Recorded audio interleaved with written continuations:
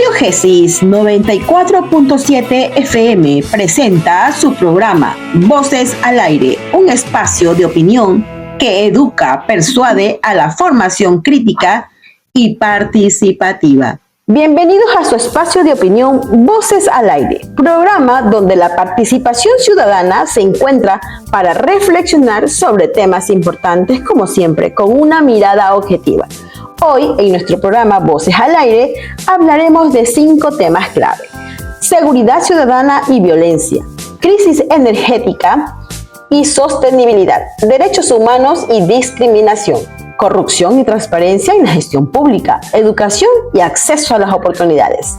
Con la participación de Irene Cáceres, Eduardo Iturburu, Sandy Vite, Sandra Liriano y Génesis Uniña. Darán su análisis que nos ayudará a entender mejor el panorama. Bienvenidos. Excelente día, estimada audiencia de Voces al Aire. Hoy continuamos con un tema que no solo es urgente, sino que define el presente y el futuro de nuestro país: la crisis energética y la sostenibilidad.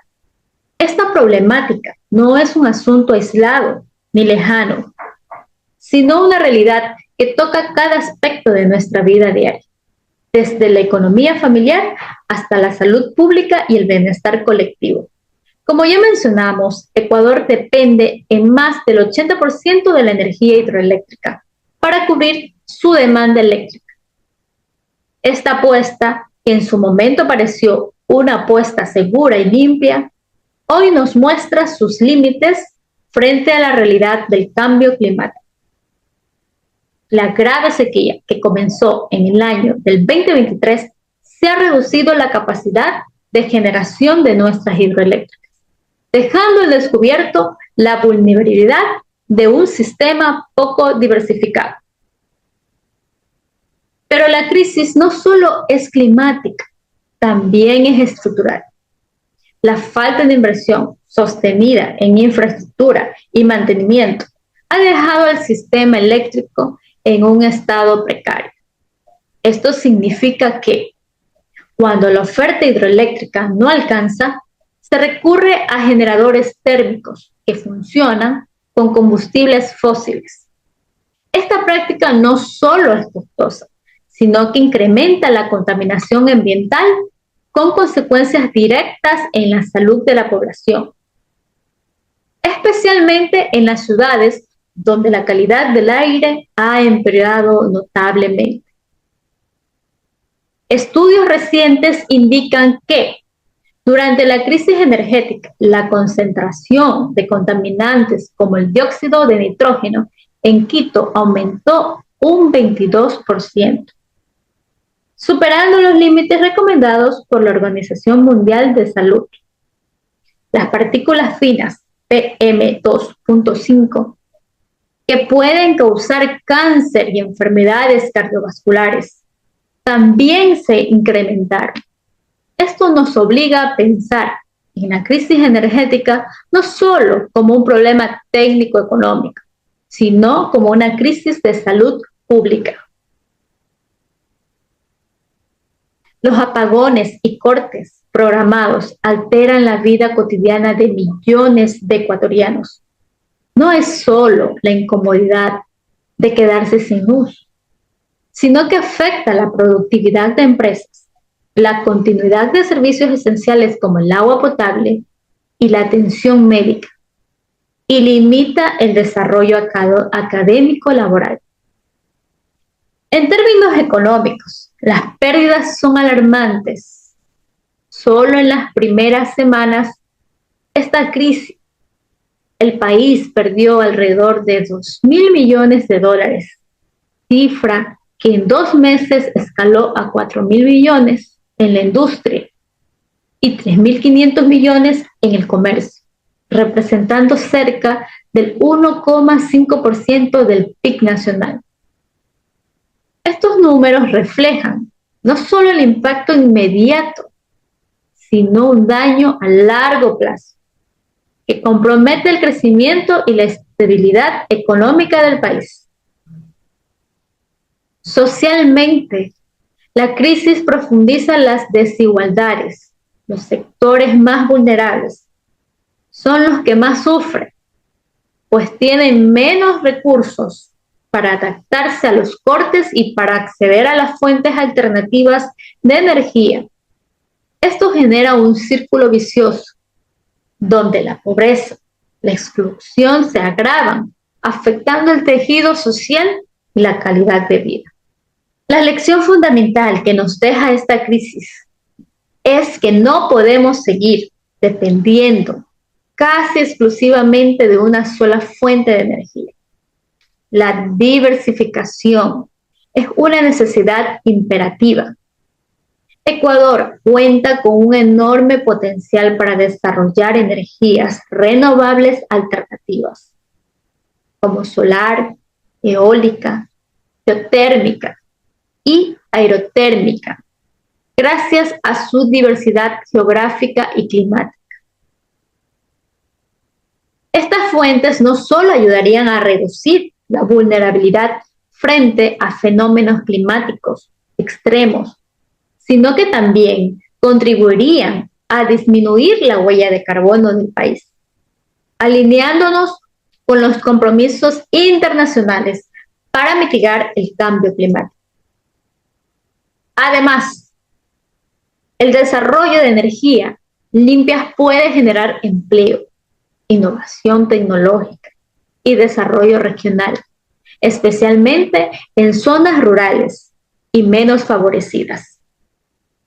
Es alentador ver que ya existen iniciativas en este sentido, pero aún son insuficientes para cubrir la demanda creciente y para garantizar la estabilidad del sistema eléctrico. La transición energética debe acelerarse y estar acompañada de una planificación estratégica y una visión a largo plazo. Para superar las crisis y construir un sistema energético resiliente y sostenible, es necesario implementar políticas integrales y coordinadas. Invertir en infraestructura moderna y eficiente que amplíe la capacidad de generación y mejore la resiliencia del sistema frente a las variaciones climáticas y la demanda creciente. Promover la eficiencia energética y el ahorro en todos los sectores, especialmente en el doméstico, para reducir la demanda y optimizar el uso de los recursos disponibles. Esto implica campañas de educación y concienciación ciudadana. Reformar los subsidios y tarifas para hacer el sistema financiero sostenible, garantizando un acceso justo y fomentando el uso responsable de la energía. Incentivar la participación del sector privado y de las comunidades en proyectos de energías renovables, facilitando el acceso a financiamiento y tecnología. Integrar la planificación energética con objetivos ambientales y sociales, asegurando que las políticas estén alineadas con los compromisos internacionales de lucha contra el cambio climático. El presidente Daniel Noboa ha asegurado que en el año 2025 y 2026 no habrá más apagones, gracias a medidas como la recuperación de la generación termoeléctrica, la puesta en marcha de nuevas centrales hidroeléctricas y el alquiler de plantas eléctricas flotantes. Sin embargo, estas soluciones son paliativas si no se acompañan de una transformación profunda del sistema energético. La crisis energética es un desafío complejo que requiere la acción conjunta de gobiernos, empresas y ciudadanos. No podemos delegar toda la responsabilidad a las autoridades. Cada uno de nosotros tiene un papel que cumplir en el uso responsable de la energía y en la promoción de un modelo sostenible. Como sociedad, debemos exigir transparencia, planificación y compromiso real con la sostenibilidad. Debemos informarnos, practicar en el debate público y apoyar iniciativas que apunten a un futuro energético justo y sostenible. En definitiva, la crisis energética es también una oportunidad para repensar nuestro modelo de desarrollo, para apostar por la innovación, la equidad y el respeto al medio ambiente. Solo así podremos garantizar un futuro digno para las próximas generaciones. Muchas gracias por su atención. Los invito a seguir informándose y participando activamente en nuestro programa Voces al Aire, donde juntos construiremos un diálogo para el cambio. Hoy quiero hablarles de un tema súper importante para todos, como lo es la seguridad ciudadana y violencia, un llamado urgente a la reflexión y acción. Este es un tema que nos toca a todos muy de cerca, la seguridad ciudadana y la violencia, ya que no es un asunto nuevo, señores, pero sí uno que sigue creciendo y afectando la vida cotidiana de millones de personas en nuestro país, la inseguridad. Ya que no es solo una noticia en los medios, es una realidad culpable que limita nuestra libertad, genera miedo y fractura la confianza social. Por eso es urgente que reflexionemos juntos sobre sus causas, consecuencias y sobre todo qué podemos hacer para cambiar esta situación. La inseguridad, una sombra que nos acompaña a todos. Vivimos en un contexto donde la violencia se ha normalizado, desde los robos en la calle hasta la violencia interfamiliar, pasando por la presencia de grupos delictivos que operan con impunidad, la sensación de vulnerabilidad en constante. ¿Cuántos de nosotros hemos tenido que cambiar nuestras rutinas por miedo? Creo que la mayoría, ya que no se puede salir tranquilo a la calle por miedo a que te roben, te maten o te secuestren. ¿Cuánto conocemos a alguien que ha sido víctima de un delito? Creo que la mayoría. La inseguridad no solo afecta a quienes sufren directamente, sino a toda la sociedad, porque erosiona la convivencia y la paz social. También hay unas causas que no podemos ignorar, pero no basta con lamentarnos. También debemos mirar las raíces del problema. La violencia no solo surge de la nada, está estrechamente ligada a la pobreza, la desigualdad y la falta de oportunidades. Cuando un joven no tiene acceso a educación, empleo ni un entorno seguro, es más vulnerable a caer a círculos de violencia o delincuencia o hasta incluso de droga. Además, la debilidad de nuestras instituciones, como la policía, justicia, gobierno, alimenta la impunidad y la corrupción, que son caldo de cultivo para que la violencia prospere. Y bueno, esto es algo con una situación que no se puede evitar y que creo que todo el Ecuador lo sabemos. El costo social y humano de la violencia. Las consecuencias son muy devastadoras, señores. La inseguridad genera mucho miedo, pero también desconfianza entre vecinos, familias fragmentadas y comunidades divididas. La economía sufre porque la inversión se retrae y el turismo disminuye. Pero más allá de lo económico, este es el daño humano. Vidas truncadas, familias súper rotas y un país que pierde su futuro. No podemos permitir que la violencia siga siendo la protagonista de nuestra historia. La responsabilidad compartida. La seguridad, como sabemos, no es solo responsabilidad del Estado, aunque en su deber garantizarla, todos tenemos un papel que jugar. La sociedad civil debe involucrarse, denunciar, participar en iniciativas comunitarias y promover una cultura de paz. La educación es fundamental para prevenir la violencia. Desde la infancia, y las autoridades deben actuar con transparencia, eficacia y justicia para dejar atrás la corrupción y la indiferencia. Caminos hacia la esperanza. No todo está perdido, porque hay experiencias exitosas de comunidades que, con organización y apoyo estatal, han logrado reducir la violencia. Es posible fortalecer la cooperación entre instituciones y ciudadanos, implementar programas de prevención social y mejorar la capacitación policial. Pero para esto necesitamos la voluntad política y compromiso social real. Solo así podremos construir un país donde la seguridad sea un derecho garantizado para todos. Les detallaré algunos puntos de la realidad de la inseguridad y la violencia. Como primer punto tenemos la descripción del problema. En muchas ciudades y pueblos la violencia se ha convertido en una amenaza cotidiana, y eso es lo que todo el Ecuador y todos los ciudadanos sabemos. Ya que como los robos, asaltos, violencia interfamiliar, pandillas y crímenes organizados son algunas manifestaciones en esto. Las estadísticas actuales son otro punto. Son los índices de criminalidad que han aumentado y generan miedo y desconfianza a la ciudadanía. Impacto social. La inseguridad afecta la libertad, limita la movilidad y deteriora la convivencia. Ejemplos cotidianos que todos podemos conocer, como pueden ser también unas causas profundas de la violencia, que son los factores sociales, que en este caso viene la pobreza, la desigualdad y la falta de oportunidades, la falta de educación y acceso limitado a servicios básicos, debilidad institucional, que esta es insuficiente en la presencia policial, corrupción y la impunidad, desintegración familiar y falta de programas de prevención social.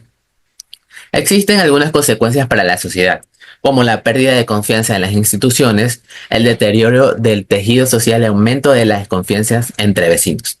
También el impacto económico, que en esta tenemos una menor inversión, turismo afectado, costos en seguridad privada. Tenemos la afectación directa en la salud mental y bienestar de las personas, ya que como esto todos sabemos los ecuatorianos, los ciudadanos, esto nos afecta también mentalmente, ya que la delincuencia que está atravesando nuestro país no te deja salir tranquilamente a la calle por el miedo de que tienes esa mentalidad de que te roben, que te asalten, que te secuestren, que te hagan algo por no darle tus pertenencias. Tenemos la responsabilidad de todos. El Estado debe garantizar seguridad mucho más efectiva, con políticas públicas integrales y recursos adecuados. La policía y sistema judicial debe actuar con eficiencia y transparencia. La sociedad civil tiene también un rol activo, que es denunciar, participar en programas comunitarios y promover la cultura de paz.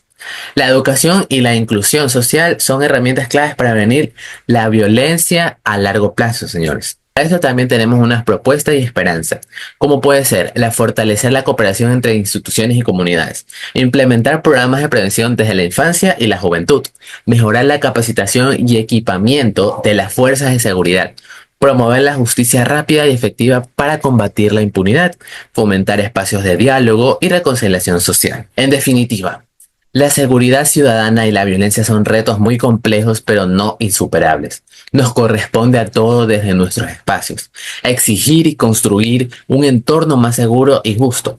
No podemos resignarnos a vivir con miedo, señores, ni aceptar la violencia como parte inevitable de nuestra realidad. Es hora de actuar, de unirnos y de apostar por un futuro donde la paz y la seguridad sean la base de nuestra convivencia. Muchas gracias por escuchar esta reflexión. Sigamos trabajando juntos por un Ecuador más seguro. Hoy hablaremos sobre los derechos humanos. Además, reflexionaremos sobre la discriminación, cómo afecta y los desafíos que se enfrentan para ser una sociedad más inclusiva. Empezamos. Los derechos humanos son la base de una sociedad justa y equitativa. Sin embargo, en diversas partes del mundo, estos derechos se ven vulnerados debido a la discriminación basada en género, raza, orientación sexual, condición social, entre otras características, algo que ya no debería existir. Esta reflexión busca analizar cómo estas formas de discriminación afectan el ejercicio pleno de los derechos humanos para construir una sociedad más justa, más inclusiva, los desafíos que enfrentamos a diario. Los derechos humanos son principales fundamentos que reconocen la dignidad a todas las personas, sin distinción alguna. Sin embargo, a pesar de los avances legislativos y sociales, la discriminación persiste en diversas formas, afectando a individuos y comunidades en función de género, raza, condición social. La discriminación se manifiesta en diversas formas, en diferentes contextos. Por ejemplo, en Afganistán, el regreso al poder de los libaníes ha resultado en restricciones severas a los derechos de las mujeres. Sí, señores, las mujeres somos las más vulneradas en contexto a los derechos humanos. Hay más de 2.2 millones de niñas que no pueden acceder al sistema educativo y otra parte que sufren de violencia doméstica y matrimonios forzados. Eso existía en los tiempos de antes, en los tiempos antiguos con otras personas. Hoy en día los matrimonios deben ser por amor, mas no porque a ti te obligaron a casarte. No, ya no existe eso. Aquí podemos analizar que esta situación evidencia cómo la discriminación por género puede vulnerar los derechos fundamentales, escuchen bien, fundamentales como la educación, la libertad y la seguridad que merecemos como mujeres, como ciudadanos, como personas de un mismo planeta. Por otro lado tenemos a América Latina. Sí, América Latina tampoco se salva. La discriminación racial también es una realidad que persiste en nuestro país y en todos los países latinoamericanos. En Ecuador, la Corte Constitucional hace algún tiempo emitió una sentencia histórica reconociendo el racismo y condenando a una empresa por prácticas ilegales de esclavitud a personas afrodescendientes, es decir, personas de color negras. El hecho de que tengan un color diferente al nuestro no significa que debemos vulnerar sus derechos. Deberíamos cuidarlos, protegerlos y brindarles el apoyo que cada persona necesita. Esta empresa vulneró sus derechos por más de 6 décadas. ¿Se imaginan cuánto tiempo pasaron esas personas sin poder acceder a un servicio básico como la educación, como la salud? Porque sí, muchas veces te obligan a trabajar y ni siquiera te aseguran, te dan un seguro de vida en el que tú, por ejemplo, te lastimas, te cortas o sufres una caída de gravedad y puedes asistir a algún seguro. No, señores, tampoco tienen eso. Las mujeres en América Latina, afrodescendientes, porque estamos con este tema, limita su acceso a la educación. Sí, son limitadas a estudiar. No pueden estudiar por ser de color negro y por tener que dedicarse al cuidado del hogar. Ya no. La salud y el empleo. Ellas tampoco pueden trabajar. ¿Por qué? Porque tienen que atender a su marido, a sus hijos, porque las obligan a tener hijos en cantidades. Muchas de ellas ya no quieren y son obligadas por cumplir con el matrimonio, que eso debió quedar muchísimo tiempo atrás. Esto aumenta el ciclo de la pobreza y la exclusión social racial para estas personas. Quisiera preguntarles, señores, ¿quiénes somos nosotros para vulnerar los derechos humanos? ¿Qué son para nosotros los derechos humanos? Porque si lo supiéramos, los aplicaríamos en el diario vivir. Para aquellos que no lo conocen, les daré una inducción al tema. Con este veremos si podemos dejar de vulnerar los derechos de los demás. La discriminación se refiere al trato desigual o injusto hacia una persona. Es lo mismo los derechos humanos, se los trata mal, no tienen acceso a decidir por ellos mismos, sino que alguien más decide por ti. Y esto se los discrimina por características como el género, la raza, la orientación sexual. Si tienes alguna discapacidad, también te vulneran tus derechos. ¿Por qué? Una persona con discapacidad también puede trabajar, también puede generar una fuente de ingresos para sus hogares, para su familia. Muchas veces se incluyen de diferentes formas. También existe la violencia física y psicológica, los cuales afectan terriblemente a algunas personas que tienen una mente muy débil. Estas pueden llegar incluso a suicidarse, a la muerte. La exclusión social y la desigualdad también es un acceso limitado a recursos y oportunidades para aquellas personas. Como les decía, existe la discriminación por género. ¿Qué derecho tenemos nosotros a tildar o señalar a otra persona por ser de un género diferente al nuestro? Hay que tomar conciencia, señores, que nuestras palabras tienen poder y así como sirven muchas veces para aconsejar a otros, de la misma manera les afecta. Sí, les afecta muy fuerte. Un ejemplo de ello somos las mujeres, que siempre estamos en situación de vulnerabilidad, porque hay muchos obstáculos estructurales que limitan nuestro desarrollo y bienestar. Para nosotras existe la violencia física, sexual, psicológica y económica. Y esto afecta a todas las mujeres de todas las edades, de todas las familias. Las consecuencias de esto son devastadoras, no solo para las víctimas directas, sino también para sus familias y las comunidades que las conocen desde mucho tiempo atrás. Porque son personas que se han sabido ganar el respeto de aquellos. El racismo es otro de los problemas constantes que enfrentamos hoy como sociedad. Este se refiere a las políticas y prácticas institucionales que perpetúan la desigualdad racial. Sí, estas prácticas la perpetúan, las incitan a la discriminación racial. En muchos países, las comunidades afrodescendientes, indígenas y otras minorías étnicas sufren de violencia en educación, en empleo, en vivienda. No debería ser así. Todos tenemos derecho a tener una casa, un techo sobre nuestras cabezas para cubrir a nuestra familia, a nuestros niños, a nuestros adultos mayores. En nuestro país, Ecuador, también existen los casos de explotación laboral. La pobreza es una de las principales causas y consecuencias para la discriminación. ¿Por qué? Porque las personas de la pobreza enfrentan barreras significativas para acceder a servicios básicos, como les mencioné anteriormente. Algunas de ellas ni siquiera pueden acceder a la salud, que es gratuita.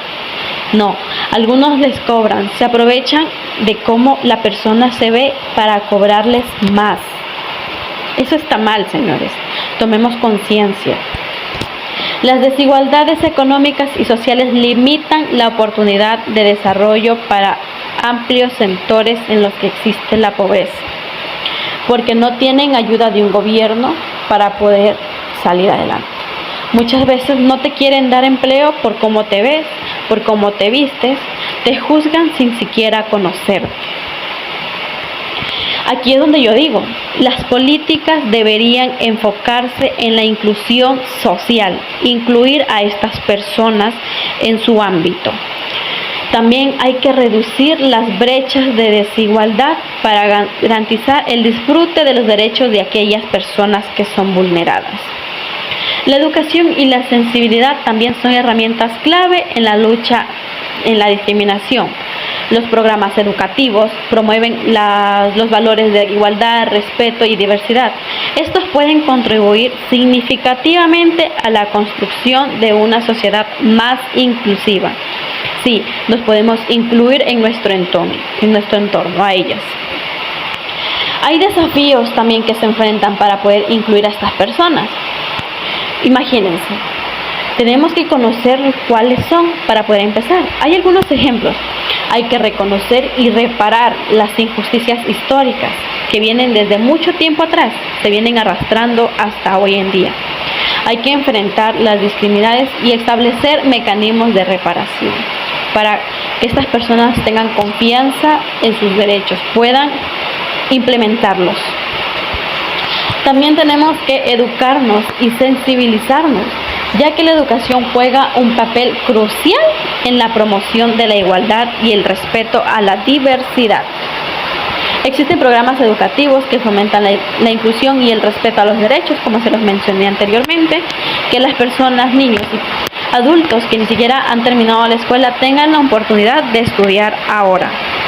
Existen colegios que implementan esas medidas, el 2x1, el 3x1, para que tú puedas terminar en un año dos cursos que tú no pudiste hacerlo cuando tuviste la oportunidad o por alguna razón, situación económica o problemas personales no te permitieron. Es necesario implementar leyes y políticas que protejan a las personas contra la discriminación. Es importante implementarlos y ponerlos en práctica nosotros como ciudadanos. Tenemos que participar activamente en comunidades afectadas, sí, las más afectadas, para que estas personas tengan voz y sean escuchadas, para que puedan ejecutar, cuando se ejecuten políticas, no les afecten a ellos, sean escuchadas sus necesidades y perspectivas, para que todo esto sea considerado un problema serio. A pesar de los desafíos, existen iniciativas que promueven la inclusión y los derechos humanos. Les doy un ejemplo. En Cochabamba, Bolivia, se inauguró la Casa Trans, Casa de Personas LGBTI, un espacio integral de apoyo y protección para la comunidad trans. Esto ofrece servicios de salud, asesoría legal por si acaso son acosados en la calle constantemente y pueden ir allá a denunciar. Serán escuchados sus denuncias. También el apoyo psicológico, porque muchas veces cuando somos acosados en la calle, y más ellos por ser de una orientación sexual diferente a la nuestra, sufren de acoso. Esta iniciativa representa un paso hacia el reconocimiento y la inclusión de las personas trans en la sociedad. Para concluir, la discriminación en sus diversas formas sigue siendo un obstáculo significativo para el ejercicio pleno de los derechos humanos. Tenemos que superar este desafío, requiere de un compromiso colectivo, es decir, todos debemos participar activamente para reconocer y abordar las desigualdades, políticas inclusivas y garantizar la participación activa de todas las personas. Solo así podremos construir una sociedad más justa, equitativa e inclusiva para todos. Muchas gracias. Hoy vamos a tratar un tema muy importante, que es la educación y el acceso de oportunidades. ¿Es realmente igual la educación para todos? ¿Sabías que la educación que reciben miles de jóvenes define su futuro? La calidad educativa varía según su socioeconómico y geográfico. ¿Por qué? Porque mientras que unos que reciben educación con escuelas bien equipadas, con maestros muy bien capacitados, otros enfrentan miles de obstáculos para aprender, para educarse, ¿ya? Porque no es lo mismo acceder a la educación en la capital, no es lo mismo en la capital de cada, o en la provincia, que en una comunidad. Hablemos, de ahí ya vamos hablando de la desigualdad. ¿Cómo llegan los docentes a la institución pública o privada? ¿Ya? Llegan en su vehículo, bien bonitas, bien maquilladitas, un día anterior ya se fue a hacer el pelito, las uñitas, con la cartera y todo.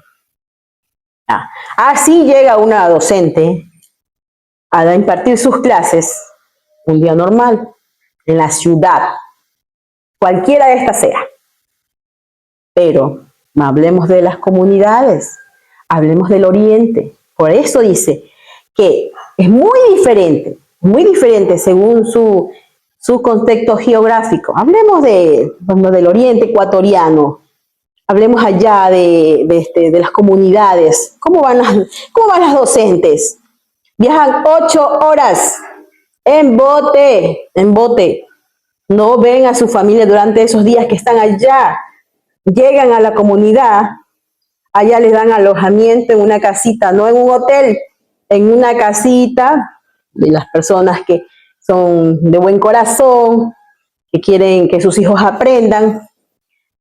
Ya las docentes se quedan durante esos 5 días que van a impartir clases, se quedan allá, no regresan a sus casitas, porque también sería, ¿cómo van a regresar si se demoran como 8 horas viajando para llegar hasta ese lugar?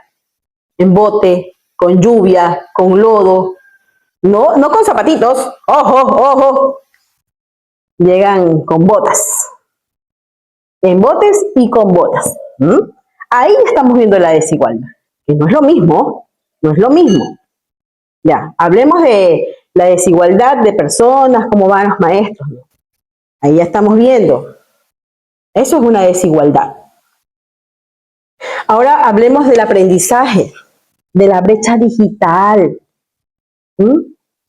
Acá las escuelas, por lo general, la mayoría tienen las escuelas que yo he visto, he podido visitar, tienen internet. Tal vez no para toda la institución, pero como para los docentes que se mantengan comunicados entre ellos, compartan la información, suban los deberes, la plataforma que esté abierta. Eso más pasa en los particulares, porque en los fiscales todavía no en todos tienen, no en todos. El que diga que goza de internet todo el día en las fiscales, creo que me está mintiendo. En los particulares sí, porque se sube directamente los deberes de la plataforma, los deberes se hacen en el computador, en el móvil, el acto que le otorga la institución, lo suben de una vez los deberes, no traen deberes a casa porque todo es en la plataforma, todo se sube. Te dan el link al papito para que revisa que el hijo sí presentó la tarea que hizo allá.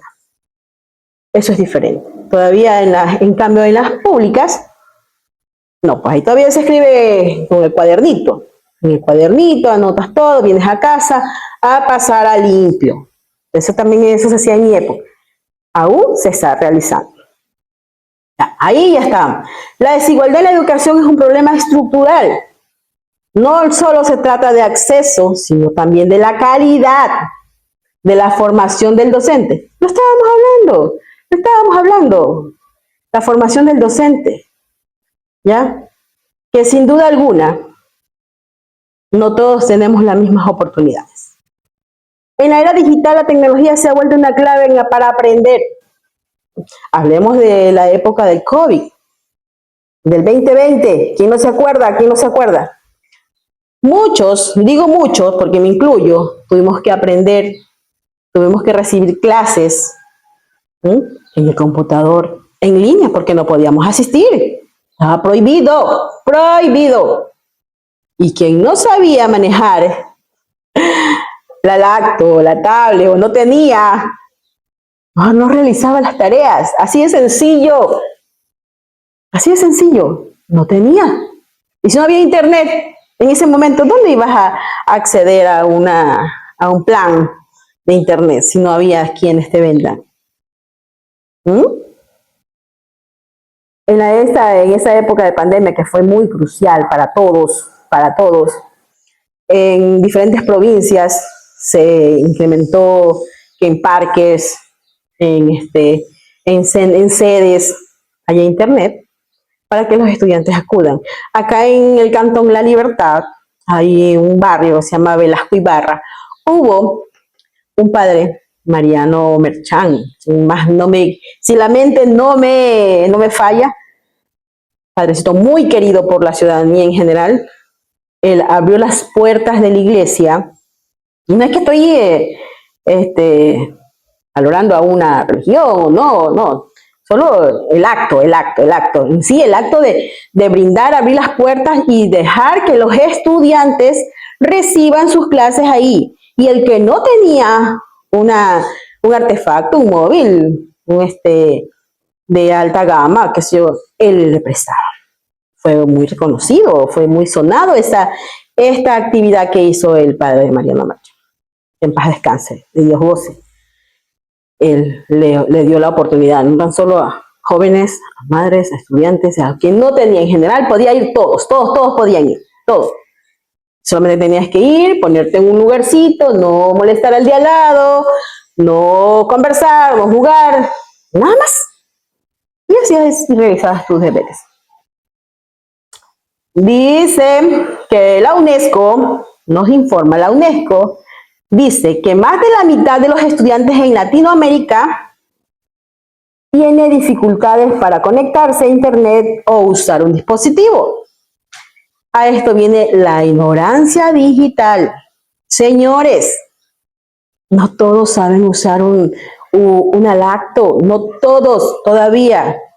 El gobierno, yo escuché la noticia que el gobierno está compartiendo y está tratando de que la ignorancia digital se termine. Pero ¿cómo va a ser eso? ¿Cómo va a ser eso? Tiene que capacitar a los docentes, ¿verdad? Tiene que capacitar a los docentes para que nos imparta su conocimiento para así nosotros también poder, bueno, incluyo, porque no todo lo sabemos. Porque en la era digital, hoy aprendiste a manejar X inteligencia artificial, mañana esa misma inteligencia artificial o ese mismo programa ya está actualizado. Ya es diferente, entonces todo avanza rápido, todo avanza de una manera simultánea. La brecha digital no solo es un acceso al dispositivo, sino también capacitar a los docentes continuamente. Si estas condiciones, la tecnología no cumple su función inclusiva, ya puede aumentar la desigualdad. Es lo que estábamos diciendo. La UNESCO nos confirma que la educación y el acceso a oportunidades en Ecuador está limitada. sea, lo que se quiere es terminar de erradicar con esta ignorancia digital para acceder que todos tengamos un mismo nivel de educación. Una misma, que miremos con un mismo sentido. Si usted me está hablando de un programa super fast acá, que está acá, que tal vez yo no lo he podido realizar, pero con la que ya me están educando, que ya estoy aprendiendo, ya lo voy a poder manejar. Entonces ahí se va a erradicar esa ignorancia.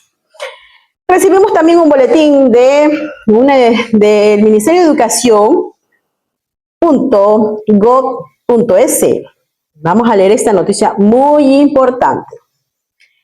En la unidad educativa Nicolás Jiménez, en Calderón, la ministra de Educación, Alegría Crespo, y el subsecretario de Educación, Patricio Moreno, realizaron la entrega de computadores portátiles. Señores, aquí está lo que yo estoy diciendo. Pero ojalá veremos que estas mismas oportunidades que le están dando a la zona 9 también vayan y le den al oriente, a Macas, a Morona Santiago, a todas las comunidades donde hoy en día ellos todavía no acceden a una educación digital como nosotros. Hay todavía jóvenes, niños, que todavía no entienden cómo se maneja un teléfono. Ahí hay que llegar. No tan solo acá a lo superficial, aquí a la capital. No estoy diciendo que no está bien. No estoy diciendo que no está bien que le hayan dado los computadores portátiles a la zona tal. No estoy diciendo que no. Estoy diciendo que así como le llegan a ellos, me gustaría que la ministra Crespo vaya y visite otras comunidades y también les brinden las mismas, que también le den los portátiles allá. Así de sencillo. No estamos diciendo que no. Lo que también se les brinde a ellos, que también se les dé la oportunidad de que conozcan el internet, que también vean un portátil, que también compartan, ¿no? Porque hay unos que no conocen, señores. Y doy fe de que no conocen todavía la tecnología, porque ellos no han salido de allá. Ellos no salen de su superficie, de su global, de ir a cazar y de estar separados de la civilización. Ya, estamos. Ya veamos también aquí que fue la revolución. Aquí está algo muy importante. Reducción de la brecha digital en el Sistema Nacional de Educación, que cuenta con el financiamiento de la Corporación Andina de Fomento, o sea, el CAS, que tiene como propósito reducir, señores, escuchen bien, miren lo que quieren ellos, reducir la brecha digital entre 3 dimensiones, o sea, el acceso, el uso y apropiación de tecnología en ámbito educativo. Esperemos que esto se cumpla y que este propósito que ellos tienen en mente se cumpla. Porque si no se cumple, aquí estaremos, este micrófono, esta cabina, este estudio estará aquí para recordarles cuál era su propósito. ¿Llegaron a cumplir? ¿No lo cumplen? Lo dejaron a media. Solo a las identidades educativas que por ahí se ve que son más nombradas, que tienen mayor rango, que los ven, que los visitan los ministros de educación. ¿A ellos nomás fueron? ¿O fueron a todos? ¿O es igualdad? Para todos. Y no estoy hablando tan solo, no estoy diciendo, ojo, que no estoy en contra de que les hayan dado a ellos, porque aquí están, bueno, porque allí nos dice que la ministra de Educación destacó que durante años esta brecha digital ha sido una barrera que ha limitado oportunidades. Ellos mismos lo están diciendo, no tengo ni para qué decir más. Y han perpetuado desigualdades. Pero con profunda emoción y determinación damos un paso firme. Entonces ellos ya se están apoderando de eso. Damos un paso firme para crecer y cerrar esa brecha y garantizar que ningún docente, ningún estudiante de Ecuador se quede ¿dónde? Atrás, dice, atrás. Ya. Señor director, grábeme eso para nosotros tener en cuenta en otra oportunidad que nosotros vamos a hablar del tema y vamos a ver cómo va evolucionando. Vamos a ver cómo ha evolucionado todo esto. Vamos a ver si que ellos cumplieron ¿Mm? Vamos, vamos. Vamos a nombrarle uno de los, bueno, aquí está, dice, en el Distrito Metropolitano de Quito, el proyecto de reducción de brecha digital beneficia a 313 docentes de las instituciones Guayabamba, Atanasio, Carcelén, Cumbayá. Bueno, ahí nombran a otros. Bueno, la entrega de estos recursos informáticos nos permite fortalecer la investigación y el conocimiento de instituciones. Bueno, eso sí está bueno. La educación inclusiva busca derribar barreras y adaptar la enseñanza a las necesidades diversas. Muy bueno esto. La educación inclusiva. Incluyan a todos. Inclusiva. A todos y cada uno de los ecuatorianos, a todos y cada uno de los estudiantes que tengan las mismas oportunidades para cuando vayan a buscar un empleo, diga, aquí está mi documento, soy esto, estoy capacitado en esto. No, que el otro está capacitado en esto y demás. No, igualdad, señores, igualdad. Y con esto terminamos. Chao, será hasta la próxima ocasión. Hoy quiero hablarles de un enemigo silencioso pero devastador, uno que no dispara armas pero mata sueños, uno que no destruye con bombas pero sí leyes manipuladas y promesas incumplidas. Estoy hablando de la corrupción política. La corrupción política no es un simple error humano, es un sistema perverso que desvía los recursos públicos y políticos, que destruyen la confianza ciudadana y enfrentan el desarrollo de nuestros países. El cual, cuando un político roba, no solo se lleva dinero, se lleva hospitales, escuelas, agua potable, seguridad y futuro. No es exageración. Según los datos del Banco Mundial, los países más corruptos tienden a tener menos crecimiento económico, peores servicios públicos y mayor desigualdad social. ¿Y cómo podríamos ser diferentes? ¿Cómo podemos avanzar si los fondos que deberían construir un puente terminan financiando una campaña electoral? Además de la corrupción, no solo ocurre en el silencio, se normaliza, se justifica, incluso también se premia. Vivimos en una sociedad donde muchas veces se considera inteligente al que se enriquece con poder. Aunque sea ilegalmente, esto es verdaderamente un cáncer. La impunidad y la cultura de todo vale, pero no todo está perdido. En primer paso, pues podemos reconocer lo que es el problema y visibilizarlo. En el segundo, de exigir instituciones fuertes, independientes y transparentes. También podemos promover una ciudadanía informada, crítica, valiente, que no se venda por su voto ni su conciencia, porque mientras haya corrupción no habrá justicia y sin justicia no puede haber desarrollo real.